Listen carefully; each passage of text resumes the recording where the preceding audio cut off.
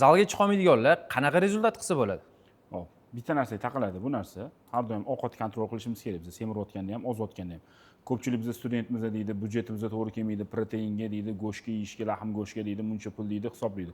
Oddiy tuxum bilan roltni yeb turib ham muskul massasini o'stirsa bo'ladi, hisob-kitobini qilib turib. Endi zalga chiqmaydiganlar keladigan bo'lsa, men ko'proq ozish uchun tavsiya berardim, chunki uy sharoitida muskul massasini o'stirgandan ko'ra ozish osonroq. Ozishda endi unaqa jani 100% og'ir ko'tarish shart emas, lekin muskul massasini o'stirayotganda bizning muskulimizga og'ir ves kerak.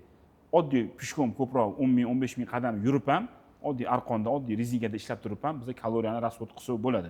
Ya'ni bu deganim bilan uy sharoitida ozish osonroq chem muskul massasini o'stirgandan ko'ra.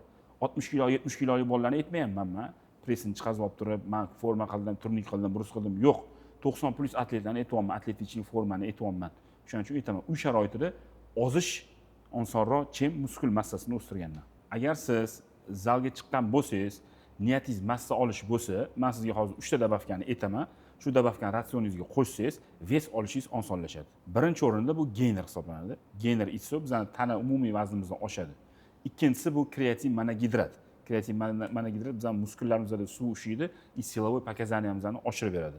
Uchinchi o'rinda bu dextroza, ya'ni trenirovkadan keyin ichiladi. Biz qilgan rasxotimizni tezroq vasстановить qilib beradi. Mana shu 3 ta narsani ichsangiz, stabilni sizni vesingiz oshadi. Zalni endi boshlagan bo'lsangiz, nima qilishni bilmayotgan bo'lsangiz, aynan siz uchun men onlayn shogirdlik qilganman.